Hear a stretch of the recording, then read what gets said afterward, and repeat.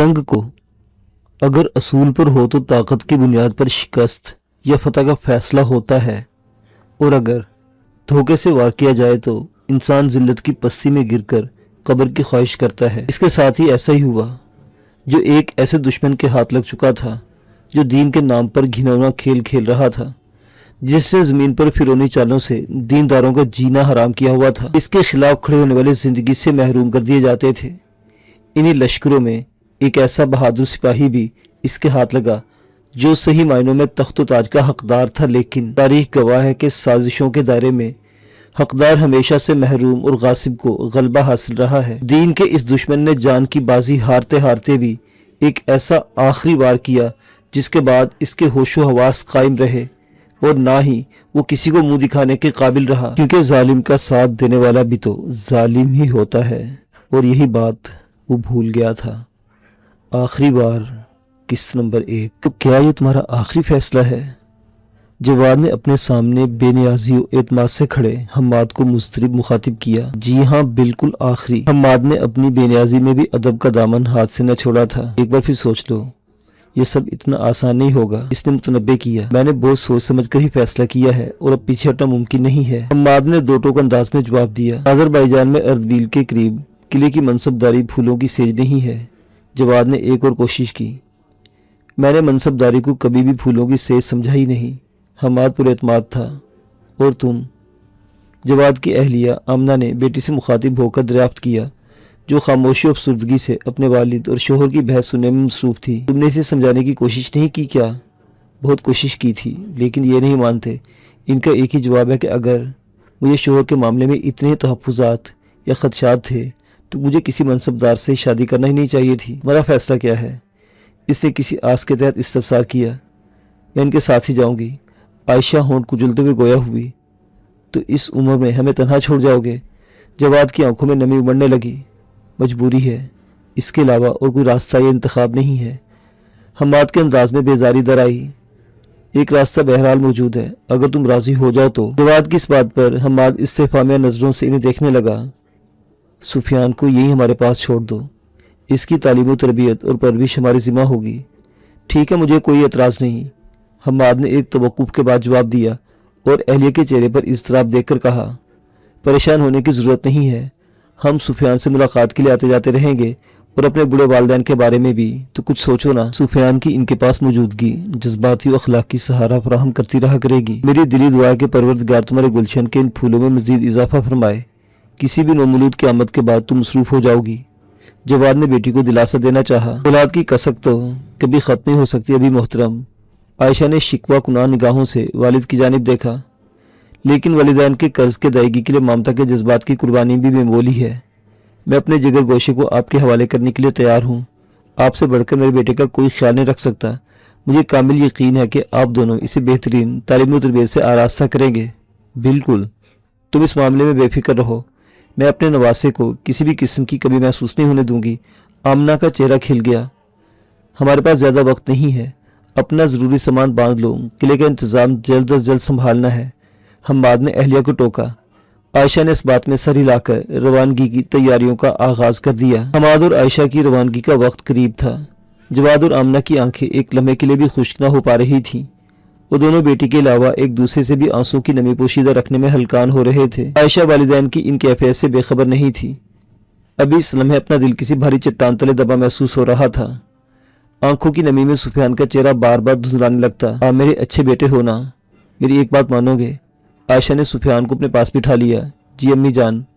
सुफियान ने अफसुर्दा निगाहों से वालिदा की समझ देखा। नाना नानी को बिल्कुल नहीं हंसाना, इनका बहुत ख्याल रखना। इसने बेटी की पिशानी पर बोसा दिया। आप कब लौटेंगे अम्मा जान? सुफियान गुलूगीर हुआ। हम बहुत जल्द लौट आएंगे, आयशा ने दिलासा दिया। लेकिन आपको मुझसे एक वादा करना होगा।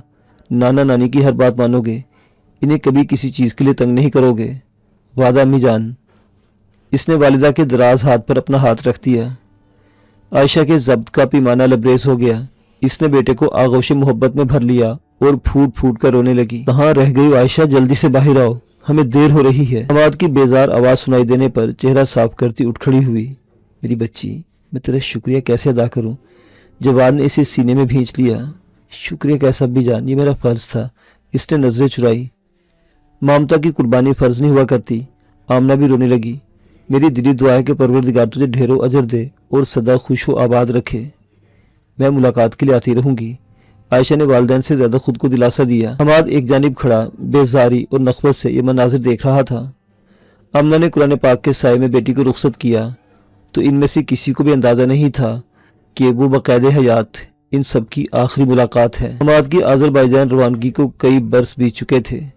इब्तदाई चंद महीने सुफियान के लिए बेहद गरां थे। वो वालिदैन की कमी नहायत शिद्दत से महसूस करता था।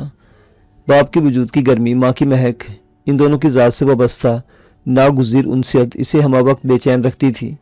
ताहम वो अपने जज्बात को कभी नाना नानी पर अया न होने देता। इसे नानी के वजूद में माँ की गुमगुश्ता महक तो मिल जाती, लेकिन हमाद की शख्सियत से जुड़ी वो मखसूस खुशबू ताहाल एक खलिश में मुब्तला रखती थी। जवाद की कोहनासाल निगाहें निवासे की ये खलिश और कसक भाप गई। इसने मतानत और समझदारी का मुजाहरा करते हुए सुफियान से दोस्ताना तल्लुकात उस्तवार कर लिए। नवासे को भरपूर शफकत और मोहब्बत फराहम करते हुए जवाद एक आफाकी नजरे का भी कायल था कि मोहब्बत, खुलूस और अपनायत तो जानवरों को भी राम कर लिया करती है। इस शफकत के साथ जवाद ने सुफियान को अस्करी उमूर में ताक करने का आगाज भी कर दिया। सुफियान ने भी नाना को किसी लम्हे मायूस नहीं किया और बेहतरीन कारकर्दगी का मुजाहरा करते हुए मुकम्मल बारीक बीनी से अस्करी मुहारत के सांचे में ढलता गया। जवाद नवासे की जहानत और फितरी सलाहियतों से काफ़ी मुतासिर हो चुका था। दिन भर जान तो मुशक्क़त की चक्की में पिसने के बाद सुफियान रात को जब बिस्तर पर लेटता तो वालिदैन की याद किसी खुशबू की तरह हवास पर गालिब आ जाती। वो वालिदा का इस्तेमाल शुदा दुपट्टा और वालिद के नमाज के लिए ली जाने वाली मखसूस टोपी तस्बीह अपनी बाहों में भर लेता।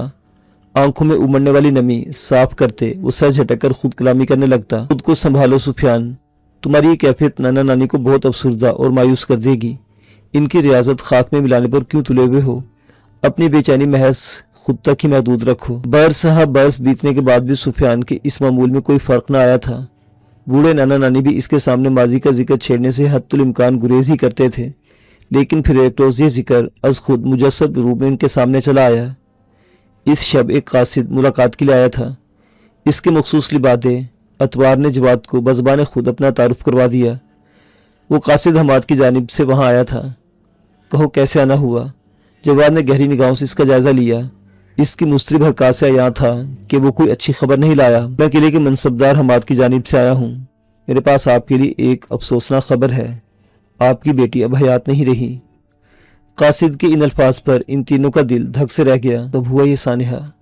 जवाद ने भींची आवाज़ में दरियाफ्त किया। छोटा मुंह और बड़ी बात है। मैं मोहतरम हमाद का कासिद ज़रूर हूँ, लेकिन आपके शाइस्ता उतवार और रख रखाव से बहुत मुतासिर हुआ हूँ। आपको देखकर यकीन करना दुश्वार हो रहा है कि वो आपके क़राबतदार होंगे, कासिद ने रसान से कहा। इस इजहार अफसोस के बजाय अगर हमें इस साने की वजह बता दे तो ज़्यादा बेहतर ना होगा? सुफियान ने मुस्तरिब होकर इसे टोका। इसके दिलो दिमाग शदीद हिजान की जद में थे। कासिद ने एक गहरी नज़र से सुफियान का जायज़ा लिया और सर झुकाकर कहने लगा, माजरत खा हूँ, मैं आपको यही बताना चाहता था। छोटा मुंह और बड़ी बात है। आपकी वालिदा अंदरूनी तौर पर तो जाने कितने बरस पहले ही जीने की आरज़ू खो बैठी थी। वो अपने शोहर की रंगीन मिजाजी से बहुत दिल बर्दाश्ता थी। शायद यही घुटन और दिल आज़ारी इन्हें मौत के इतने करीब ले गई। क्या अल्लाह पाक ने मेरी बच्ची को मज़ीद औलाद से नवाजा था? आमना के आंसू बेकाबू हो रहे थे। जी हाँ, परवरदिगार ने इन्हें एक बेटे और बेटी का तोहफा अनायत किया था, लेकिन वो औलाद भी अपने वालिद की इस रंगीन मिजाजी के बाइस तालीम व तरबियत और शख्सी औसाफ से महरूम रही है। कासिद ने एक बार फिर सुफियान को गहरी नज़रों से तोलते हुए जवाब दिया। जवाद का मुद्दा भांप कर एक तवक्कुफ से कहने लगा, हमाद को मेरी जानिब से एक पैगाम देना। मेरी बेटी की औलाद इसके पास एक अमानत है। इन दोनों बच्चों को मेरे पास रवाना कर दे। मैं इनकी परवरिश और तालीम व तरबियत का बंदोबस्त खुद ही कर लूँगा। मैं आपका ये पैगाम मिनवन पहुँचा दूँगा और आपकी अमानत भी बजाते खुद आप तक लाने की कोशिश करूँगा, वो खुलूस से बोला। जवाद और सुफियान ने इसका खुसूसी शुक्रिया अदा करते बेहतरीन खातिर मदारत के बाद रुखसत कर दिया। इस रोज़ के बाद वो तीनों इंतज़ार की जानलेवा कैफियत में मुब्तला हो गए। दरवाजे पर होने वाली हल्की सी आहट, हवा की सरसराहट, हत्ता के पत्तों की खड़खड़ाहट का मामूली शोर भी ने कासिद के हमरा दोनों बच्चों की आमद का गुमान देता। दिन गुजरते रहे। इंतजार की घड़ियां तवील तर होती गईं। कासिद ने आना था, न आके दिया, और फिर एक नई इत्तला इन्हें शिकस्तगी और अफसुर्दगी की मुतफर्रिक कैफियत का शिकार बना दिया। वक्त की नदी ने अब काफ़ी पड़ाव पार कर लिए थे। सुफियान की उम्र 21 साल से मुतजाविज़ हो चुकी थी। جواد کی بہترین تعلیم و تربیت نے اسے ایک گوہر نایاب بنا دیا تھا۔ نانا نانی بھی اس کی شادی کی بابت سنجیدگی سے غور و فکر کرنے لگے۔ انہوں نے اپنے حلقہ احباب میں چند لڑکیوں کے متعلق باہم خیال آرائی کا آغاز بھی کر دیا تھا۔ عین ممکن تھا کہ یہ بیل منڈے چڑھ جاتی، لیکن قاصد کی آمد نے ایک بار پھر تلاطم پیدا کر دیا۔ کہاں رہ گئے تھے بھائی تم؟ کتنے سال انتظار کیا ہم نے تمہارا۔ جواد اسے دیکھتے ہی شکوہ کیے بغیر نہ رہ سکا۔ معذرت خواہ ہوں محترم، اس نے شرمندگی سے سر جھکا لیا۔ خواہش کے باوجود آپ سے ملاقات کے لیے نہ آ سکا، کیونکہ آپ کی امانت پہنچانے سے مجھے منع کر دیا گیا تھا۔ اس بدبخت سے یہی امید تھی۔ جواد نے سفیان کی موجودگی کا لحاظ کرتے ہوئے زیر لب کہا اور اضطراب سے پہلو بدلتے استفسار کیا، اب کیسا ہے وہ؟ بچے کہاں ہیں؟ قاصد نے افسردگی سے گہری سانس بھری اور سر جھکا کر دھیرے سے کہنے لگا، اس دنیا میں نہیں رہے، بہت دردناک انجام نصیب ہوا انہیں۔ قاصد کے اس انکشاف سے سفیان کے دل پر ایک گھونسا لگا۔ حلق میں یکدم ہی آنسوؤں کا پھندہ در آیا۔ کیا ہوا تھا اسے؟ کہیں اس کی رنگین زندگی ہی تو موت کی تاریکی میں تبدیل نہیں ہو گئی؟ جواد نے تلخی سے دریافت کیا۔ نہیں محترم، قاصد نے عجلت میں کہتے ہوئے سفیان کا جائزہ لیا۔ اس کی نگاہیں مسلسل محتاط انداز میں قرب و جوار میں گردش کر رہی تھی۔ محترم حماد کی وفات آذربائیجان کے ایک باغی فرقے کے بانی بابک خرمی کے ہاتھوں ہوئی۔ بابک خرمی؟ سفیان چونکا۔ یہ وہی شخص ہے جس کے پیرو اسے نبی مانتے ہیں اور ان کے اعتقاد ہے کہ نبوت موروثی ہوتی ہے۔ قاصد نے ایک بار پھر بوجھل سانس لی اور آزردگی سے کہنے لگا، جی ہاں، یہ ایک خفیہ مذہبی تحریک کا بانی ہے۔ اس نے عقیدہ تناسخ کو فروغ دیا ہے اور بہت قلیل عرصے میں آذربائیجان میں اپنا اثر و رسوخ قائم کر لیا ہے۔ عوام کا ایک مخصوص حلقہ کثیر تعداد میں اس کے ارادت مندوں میں شامل ہو چکا ہے۔ یہ اپنے پیروں کو اسلامی نو آبادی پر حملے اور لوٹ مار کے اکساتا ہے۔ خلیفہ مامون الرشید نے اس کی سرکوبی کی کئی مہمات تشکیل دی تھی، لیکن یہ ہر بار فتح یاب ٹھہرا۔ اس وقت خلیفہ معتصم باللہ بھی اس کا قلع کما کرنے کے لیے بیتاب ہیں۔ حماد کی وفات کے بعد ہمارے بچے کس کے پاس رہتے ہیں؟ آمنہ نے اضطراب سے دریافت کیا۔ ان کے بارے میں کچھ علم نہیں کہ وہ کہاں ہیں، قاصد نے افسردگی سے بتایا۔ آہ میری بچی، کاش ہم سب تیری امانتوں کی حفاظت کر پاتے۔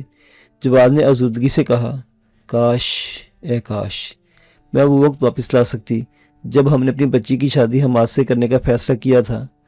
ہم نے شادی کر کے اپنی بچی پر ہی نہیں بلکہ خود پر بھی۔ آمنہ کی اس بات پر سفیان کی آنکھوں میں آنسو بھر آئے۔ وہ اپنے ان بوڑھے نانا نانی کو بتا ہی نہیں سکتا تھا کہ ان سبھی حالات میں اس کی ذات پر ہونے والا ظلم ناقابل بیان ہے۔ وہ اپنے درد کا درمان کہیں تلاش نہیں کر سکتا تھا۔ میں آپ کے لیے خلیفہ معتصم باللہ کا ایک پیغام لایا ہوں، قاصد نے ان کی افسردگی پر ملال محسوس کرتے ہوئے کہا۔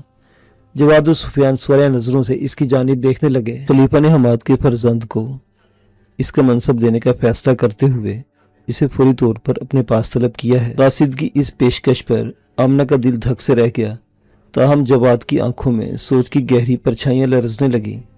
ٹھیک ہے، ہمیں منصب قبول ہے۔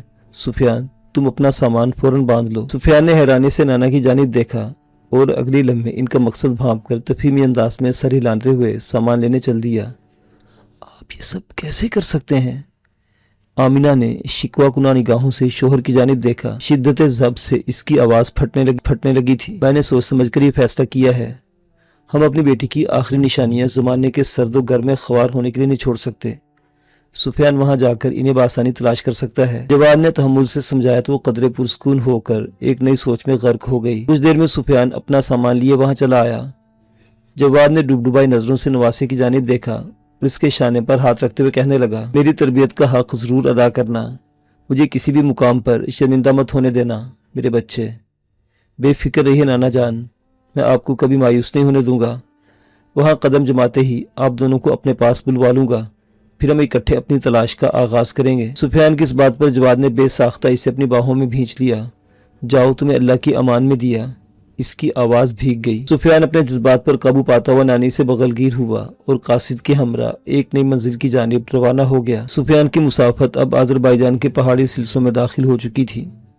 اس علاقے میں داخل ہوتے ہی کسی ستیلے رشتے کے کر و فر کی طرح ان کا استقبال کیا۔ سردی کی اس شدت سے انگلیاں گلنے کے قریب تھی۔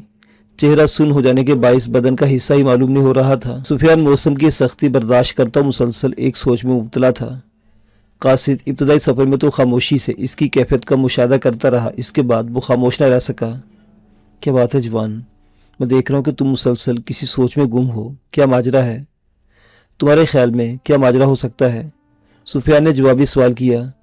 میرے خیال میں تم کسی تجسس کا شکار ہو، اور یہ تجسس بابو خرمی کے سوا اور کیا ہو سکتا ہے؟ اس نے اعتماد سے کہا. ہاں، تمہارا اندازہ بالکل درست ہے، سفیان نے اعتراف کیا. میں اس کی ذات، سوچ اور عقائد کے متعلق سوچ رہا ہوں. تمہاری یہ لا علمی میں دور کیے دیتا ہوں میرے عزیز. اس نے مسکرا کر پیشکش کی. بابک خرمی کے عقائد بےحد منفرد اور اس کے پیروں کے لیے پرکشش ہیں. وہ عورتوں کو مشترک ملکیت بنا کر رکھنے کا قائل ہے. رشتوں کے تقدس کو بالکل تسلیم نہیں کرتا، بلکہ یوں سمجھ لو کہ تناسق کا داعی ہے. تناسق سمجھتے ہو نا؟ سفیان نے الجھ کر پہلے نفی میں اور پھر اثبات میں سر ہلا دیا. میں بتاتا ہوں، قاصد نے متانت سے کہا. بابو خرمی کہتا ہے کہ انسانی روح لافانی ہے. وہ جسے خاکی چھوڑنے کے بعد کسی اور قلم میں ڈھل جاتی ہے. اس لیے کوئی بھی انسان یہ نہیں جان سکتا کہ اس کی ماں یا بہن کی روح کس خاتون کے قالب میں حلول کی ہے. اسی طرح کوئی بھی لڑکی اپنے باپ یا بھائی کی ارواح کے متعلق غیر یقینی سوچ کا شکار رہ سکتی ہے. چونکہ صورتحال ناقابل حل ہے، لہذا انسان اپنی لا علمی کی بنا پر والدہ یا بہن کو محبوبہ کے درجے پر فائز کر سکتا ہے. اب ساری صورتحال کے پیش نظر رشتوں کے تقدس کی سوچ سراسر حماقت ہے، اور وہ اس حماقت کا علاج کیا بتاتا ہے؟ سفیان کو قدرے ناگواری محسوس ہوئی. وہ کہتا ہے کہ انسان کو محرم اور نامحرم کی سوچ سے خلاصی اختیار کر لینا چاہیے. اس نے اپنے پت کے لیے ہر عورت کو ہی جائز قرار دیا ہوا ہے، قاصد نے بتایا. استغفر اللہ. سفیان نے ایک جھجری لی. صرف یہی نہیں، اس نے شراب نوشی کو بھی حلال قرار دیا ہے. قاصد اس کی کیفیت پر محظوظ ہو کر بولا. میں ایک اور بات بھی سوچ رہا ہوں. سفیان نے ایک لمحاتی توقف کے بعد اپنے ہم سفر کو مخاطب کیا.